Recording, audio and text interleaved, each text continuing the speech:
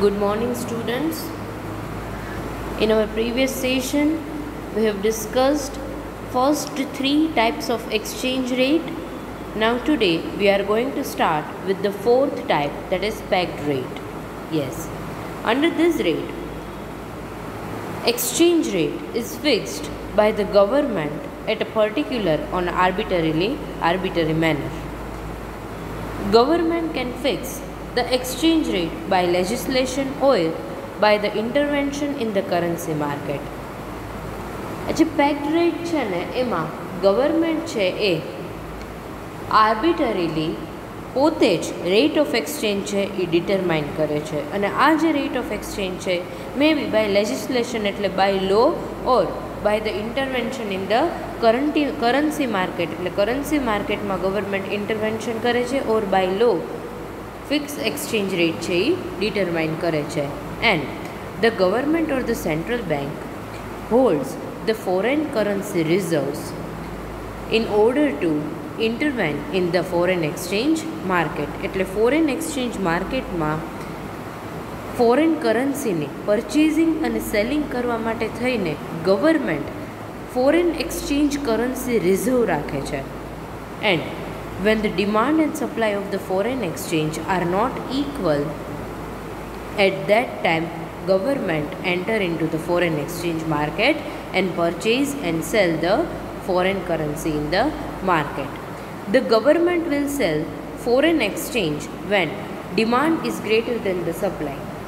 જ્યારે કરન્સીની ડિમાન્ડ છે એની સપ્લાય કરતાં વધારે છે ત્યારે ગવર્મેન્ટ શું કરશે, માર્કેટમાં ફોરેન એક્સચેન્જને સેલ કરશે. શું કામ?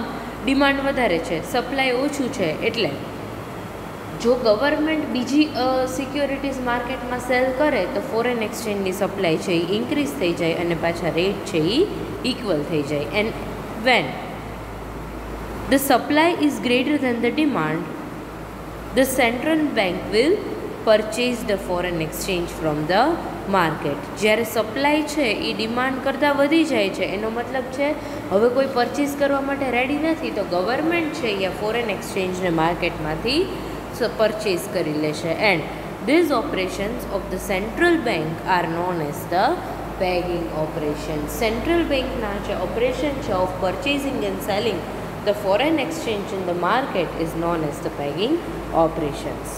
Now next point is adjustable peg.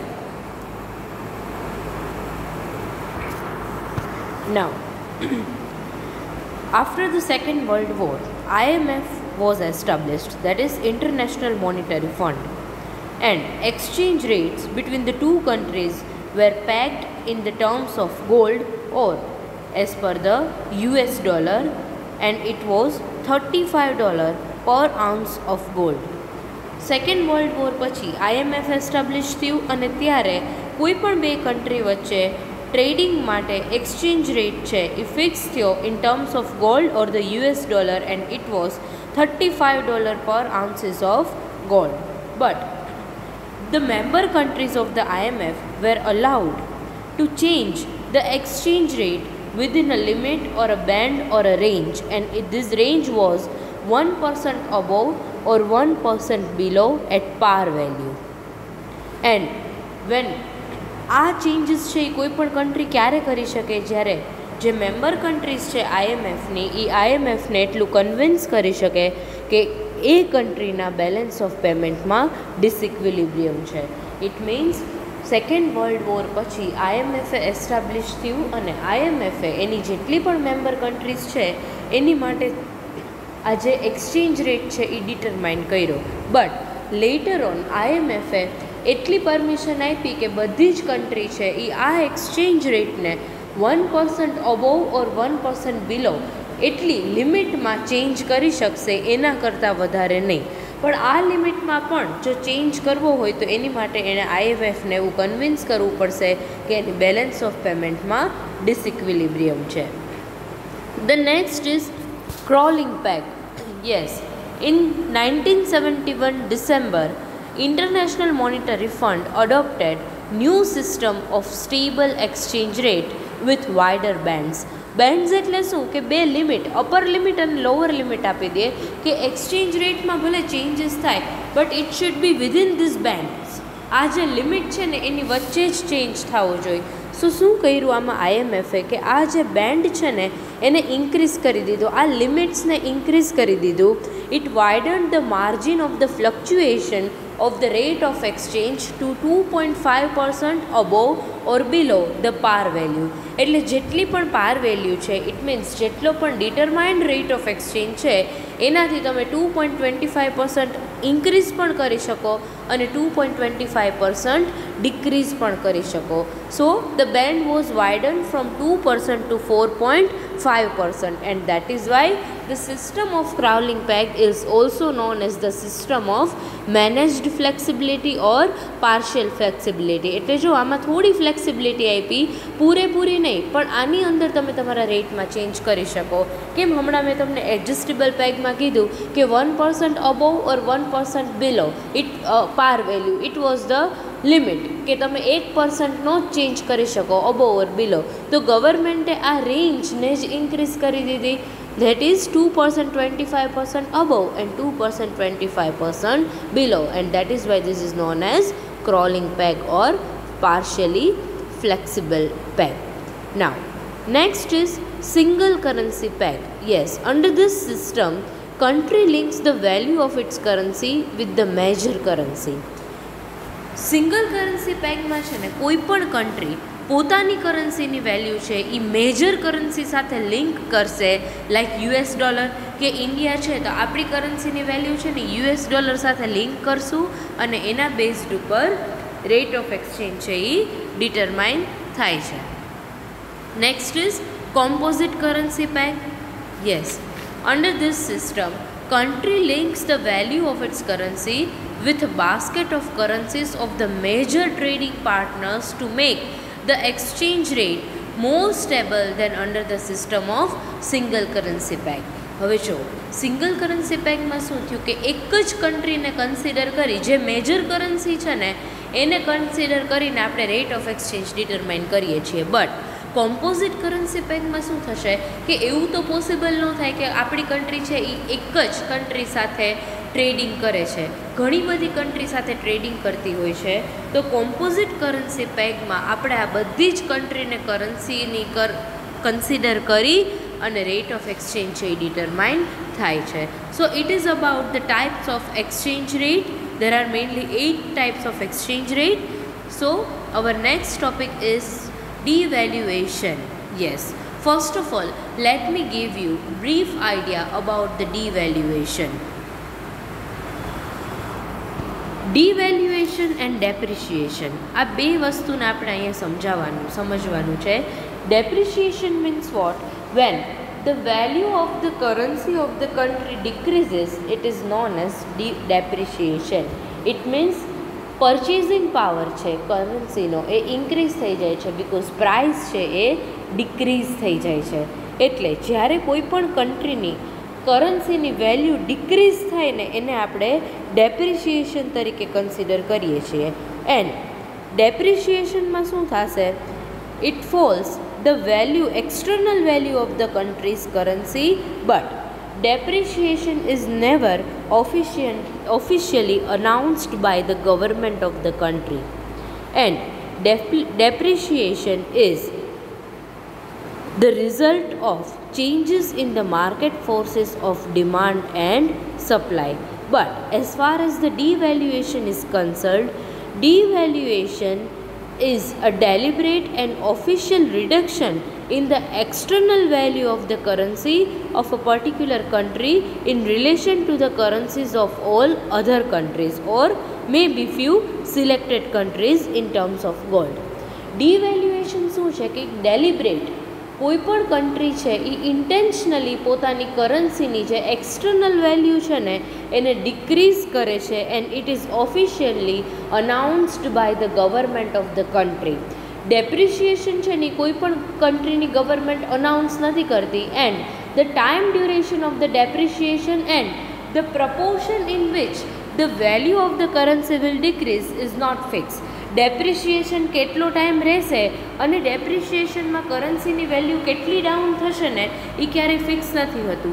But as far as devaluation is concern, ડિવેલ્યુએશનમાં કેટલી વેલ્યુ ડિક્રીઝ થશે કરન્સીની અને આ કેટલા ટાઈમ માટે હશે ને એ ગવર્મેન્ટ છે એ ફિક્સ કરી દે છે and it is officially announced by the government of the country. So it is the difference between devaluation and depreciation. Depreciation is the result of the changes in the forces of demand and supply. એટલે અમુક time સુધી government છે ને એ devaluation implement કરશે. That is why devaluation is temporary, કે એનું time duration fix જ હોય છે. બટ ડેપ્રિશિએશન છે એનો કોઈ ટાઈમ ડ્યુરેશન ફિક્સ નથી હોતો. it is influenced by the free play of market forces. So devaluation is a reduction of the external value of a currency as arbitrarily decided by the government, and depreciation stands for the automatic reduction in the external value of a country's currency by the market forces. આટલો difference છે. Devaluation છે એ deliberately intentionally government કરે છે, પણ depreciation છે એ intentionally નથી થતું. It is totally unintentionally and it is not announced by the government of the country. Devaluation of the currency helps the country to increase its exports by making the export cheaper in the foreign markets and reducing the imports by making them expensive in the domestic market. ડિવેલ્યુએશનમાં કોઈ પણ country શું કરશે કે આપણે currency devaluation implement કરીએ ને એનો મતલબ એમ કે આપણી જ પ્રાઇઝીસ રિડ્યુસ થશે. પ્રાઇઝ રિડ્યુસ થાય એટલે આ પ્રાઇઝીસ છે એ ફોરેન માર્કેટમાં રિડ્યુસ કરવાના છે. Devaluation means what? જે એક્સપોર્ટ કરીએ છીએ ને એને ફોરેન માર્કેટમાં ચીપર બનાવવાનો છે. ઇટ મીન્સ કે એની પ્રાઇસ છે એક્સપોર્ટની ડિક્રીઝ કરવાની છે અને ફોરેનમાંથી જે કોમોડિટીઝને આપણે ઇમ્પોર્ટ કરીએ છીએ એની પ્રાઇસ છે એ આપણે ઇન્ક્રીઝ કરી દેવાની છે. So import can be reduce by making them expensive in the domestic market and export will be increased by making them cheaper in the foreign market.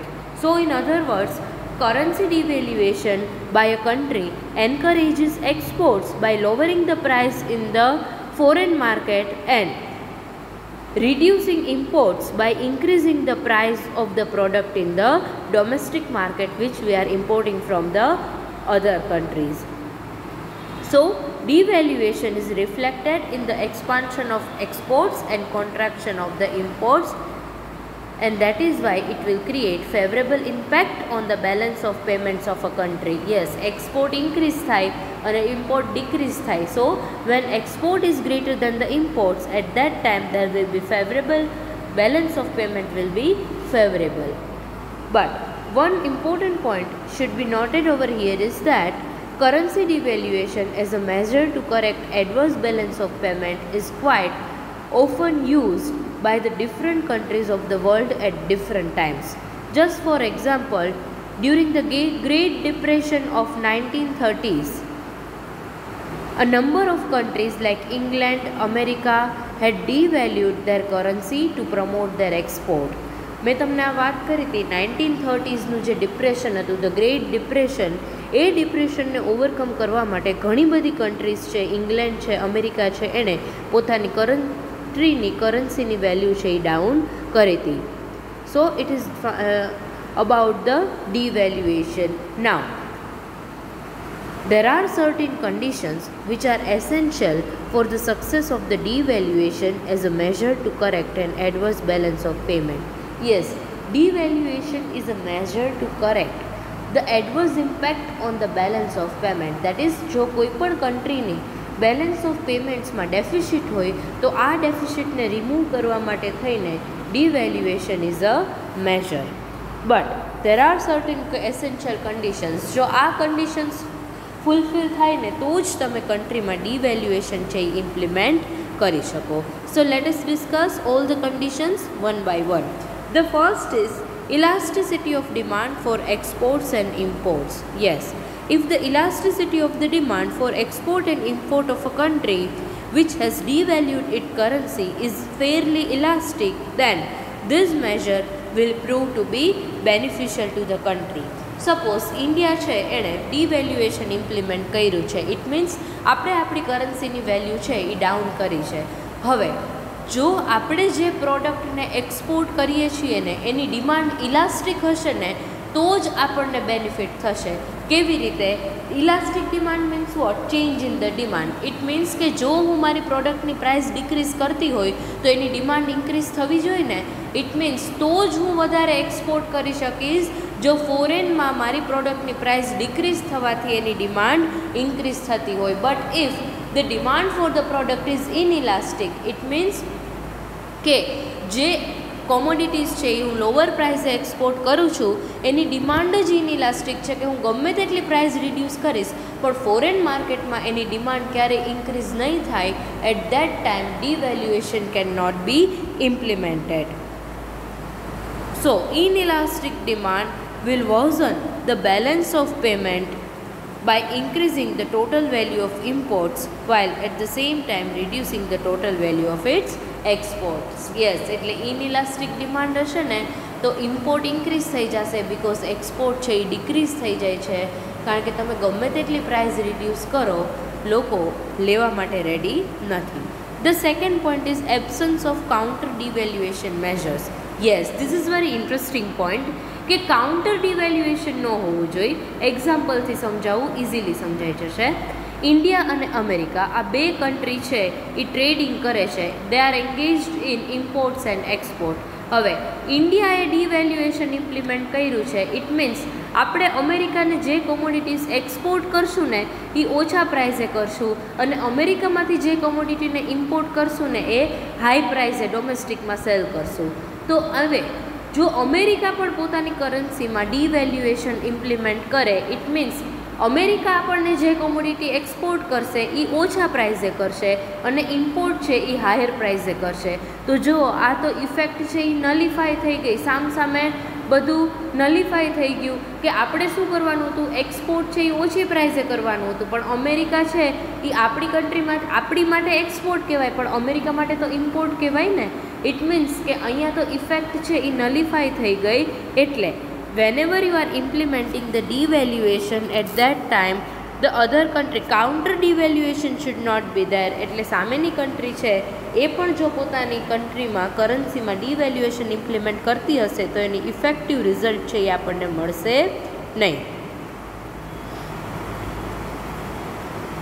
એટલે આ આપણે હમણાં જ વાત કરી ને during the 1930s, the great depression of 1930s, ઘણી બધી કન્ટ્રી છે એણે પોતાની કન્ટ્રીની કરન્સીમાં ડિવેલ્યુએશન છે એ ઇમ્પ્લિમેન્ટ કર્યું હતું. Yes. Now the next point is constant cost price structure. Yes, the success of the devaluation depends on the cost price structure. That is, there should be no change in the structure of the cost and prices in the countries which devalues its currency. જે પણ country પોતાની કરન્સીને devaluation કરતી હોય એણે cost અને price structure છે ને એ constant રાખવાનું છે. That is if there is increase in the cost and price of the commodity at that time the beneficial effect of the devaluation will be lost because જો cost અને price increase થાય ને તો તમે export ઓછી price ઉપર ન કરી શકો. Export price will also increase with the increase in the cost and price of the commodity. So this measure will prove ineffective. So stability in the cost and price is required when you are implementing the devaluation. And frequent currency devaluation causes loss of confidence in the currency of the country, which may lead to flight of capital from that country. Yes, કોઈ પણ country છે ને frequently પોતાની કરન્સીને devalue કરતી હોય ને at that time લોકોનો confidence છે ને કરન્સીમાંથી એ વયો જાય અને લોકો શું કરે, આપણી કન્ટ્રીમાં ઇન્વેસ્ટ કરવાને બદલે બીજી કન્ટ્રીમાં ઇન્વેસ્ટ કરવાનું પ્રિફર કરે. The next is extent of import content in exports. Yes, આપણે ડિવેલ્યુએશન શું કામ ઇમ્પ્લિમેન્ટ કરીએ છીએ? Because we want two increase the exports and we want to reduce the imports. But it may happens that જે commodity આપણે export કરીએ છીએ ને એના મેન્યુફેક્ચરિંગ માટે અમુક એવા સ્પેર પાર્ટ્સ છે, રો મટીરિયલ છે, એ આપણે બીજી કન્ટ્રી પાસેથી ઇમ્પોર્ટ કરવું પડે છે. પણ ડિવેલ્યુએશનમાં તો આપણે ઇમ્પોર્ટને એક્સપેન્સિવ કરીએ છીએ અને એક્સપોર્ટને ચીપર બનાવીએ છીએ. તો અહીંયા શું થશે કે જો તમે કોમોડિટીઝ ઇમ્પોર્ટ કરો છો, રો મટીરિયલ છે, સ્પેર પાર્ટ્સ છે, એ હાઈ પ્રાઇસ ઉપર ઇમ્પોર્ટ કરશો તો તમે એનું મેન્યુફેક્ચર કરીને લો પ્રાઇસ ઉપર એક્સપોર્ટ તો પોસિબલ જ નથી. સો વી હેવ ટુ સી કે જે પણ કોમોડિટીઝ આપણે એક્સપોર્ટ કરીએ છીએ એની માટે કેટલું સામે ઇમ્પોર્ટ કરવું પડશે. રો મટીરિયલ છે, સ્પેર પાર્ટ્સ છે, બીજા કોઈ એક કોમ્પોનન્ટ્સ છે. તો પ્રોડક્શન પ્રોસેસ માટે જો તમે આને હાઈ પ્રાઇસ ઉપર ઇમ્પોર્ટ કરશો તો ultimately cost of production will increase and exports will also the price of the exports will also increase. So we have to check કે કેટલું ઇમ્પોર્ટ કરીએ છીએ so that we can get the idea about the exports. The next is the availability of the surplus. Yes, devaluation will prove effective in achieving its objective if it is equally essential that the supply of the exportable surplus should be fairly elastic. હવે અહીંયા શું કહે છે? Availability of exportable surplus. India છે એ વીટનું manufacturing કરે છે અને આપણે વીટ છે એ બીજી કન્ટ્રીમાં we want to export it. But for that surplus wheat is required. જો આપણી પાસે એડિક્વેટ ક્વોન્ટિટીમાં વીટ અવેલેબલ જ નથી તો આપણે બીજી કન્ટ્રીને કેવી રીતે એક્સપોર્ટ કરીએ? So if exportable surplus is not available in adequate quantity, currency devaluation will prove ineffective.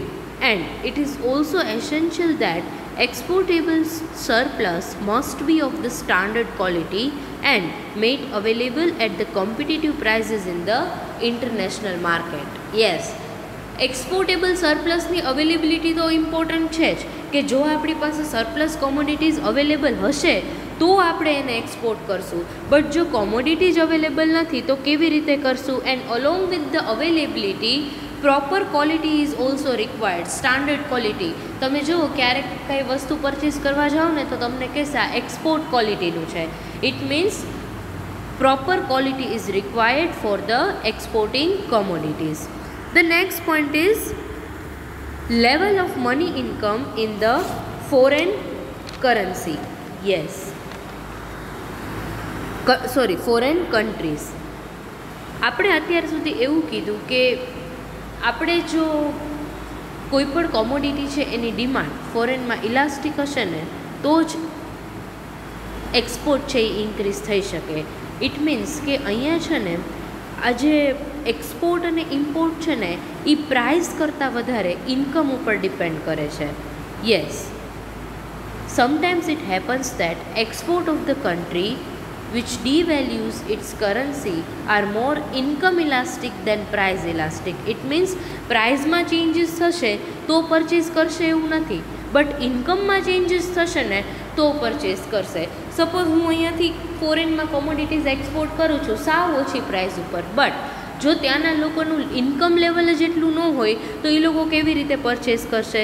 So income of the people should be also high so that they can purchase the commodities which is exported by the country at a lower prices. So for example, devaluation may cause fall in the prices of the export products, but if the level of money income in the importing country is not high or it is not in the proportion કે જે લોકો વધારે ને વધારે commodities purchase કરી શકે at a low price, તો devaluation will not be effective or beneficial for the country. So we can say that exports are more income elastic than price elastic. It means income માં change થશે ને તો એ લોકો વધારે purchase કરશે. Price તો ગમે તેટલી હોય પણ ઇન્કમ જ ન હોય તો આપણે પરચેસ ન કરી શકીએ. The last condition is inflation. Yes, generally devaluation breeds inflation, because આપણે શું કરીએ છીએ, એક્સપોર્ટ છે એને ઓછી પ્રાઇસ ઉપર સેલ કરીએ છીએ. ઇટ મીન્સ એક્સપોર્ટ ઇન્ક્રીઝ થશે અને ઇમ્પોર્ટ કરીએ છીએ એની પ્રાઇઝીસ છે એ પણ ઇન્ક્રીઝ થાય છે. બટ એક્સપોર્ટ ઇન્ક્રીઝ કરો ને એટલે income of the people will increase and along with that ડિવેલ્યુએશનથી શું થશે કે માર્કેટમાં એક્સપોર્ટ ઇન્ક્રીઝ થશે ને એટલે શોર્ટેજ ક્રિએટ થશે, સ્કેરસિટી ક્રિએટ થશે. એટલે ડોમેસ્ટિક માર્કેટમાં જો સ્કેરસિટી ક્રિએટ થાય it means demand is greater than the supply, તો પ્રાઇઝીસ વિલ ઇન્ક્રીઝ. અને જો પ્રાઇઝ ઇન્ક્રીઝ થશે તો કન્ટ્રીમાં ઇન્ફ્લેશન આવશે. તો આના લીધે શું થયું કે જો કન્ટ્રીને વેલ્યુ છે કરન્સીની એ વધારે પડતી જો આપણે ડિવેલ્યુએશન એટલે ડિક્રીઝ કરશું ને તો at that time it will breed inflation in our country. And along with the inflationary pressure આપણી જે ઇકોનોમી છે ને પોસ્ટ ડિવેલ્યુએશન પીરિયડમાં વધારે એની ડેન્જરસ એટલે એડવર્સ ઇમ્પેક્ટ છે એ આપણી કન્ટ્રી ઉપર આવી શકે. So looked from this point of view, it may be said that devaluation is both a cause and effect of the inflation. Yes, generally આપણે શું કરતા હોય છે કે ઇન્ફ્લેશનને રિડ્યુસ કરવા માટે ઘણી બધી કન્ટ્રી છે એ ડિવેલ્યુએશન ઇમ્પ્લિમેન્ટ કરતી હોય છે કે ઇમ્પોર્ટને એક્સપેન્સિવ કરી દઈએ તો લોકો છે એ બહારની પ્રોડક્ટ છે એ ઓછી પરચેસ કરે એટલે ઇમ્પોર્ટ રિડ્યુસ થઈ જાય. But at the same time જો તમે એક્સપોર્ટ વધારે કરશો તો આપણી જ કન્ટ્રીમાં સ્કેરસિટી ક્રિએટ થશે અને ડિમાન્ડ અને સપ્લાય ઇમ્બેલેન્સ થઈને પ્રાઇઝીસ છે એ ઇન્ક્રીઝ થઈ જશે. So we can say that inflation is both cause and effect of the devaluation is both cause and effect for the inflation. So devaluation increase the burden of the external debt and a country with a large foreign debt has to bear the burden of devaluation in the form of high burden of its external debt. Yes, devaluation છે ને એનાથી કોઈ પણ કન્ટ્રીની જે external date છે ને એમાં increase થાય છે, બર્ડન ઇન્ક્રીઝ થાય છે. So we can say that the success of the devaluation as a measure to remove deficit from the balance of payments depends on the interaction of the various factors which we have discussed just now and the efficiency of the follow-up measures initiated in the past devaluation period. એટલે આપણે છે ને આ બધા જ factor devaluation implement કરતી વખતે consider કરવા પડે અને એની સાથે સાથે તમારે એ પણ કન્સિડર કરવું પડે કે પાસ્ટ ડિવેલ્યુએશન પીરિયડ છે એમાં આની ઇફેક્ટ કેવી આવી હતી. એટલે ડિવેલ્યુએશન છે એ કોઈ પણ કન્ટ્રી જનરલી બેલેન્સ ઓફ પેમેન્ટમાંથી ડેફિસિટ રિમૂવ કરવા માટે ઇમ્પ્લિમેન્ટ કરતી હોય છે. But for that these conditions are required. So I hope now you are clear with this. In the next session we will discuss tariff and import quota. Thank you very much. See you all in the next session.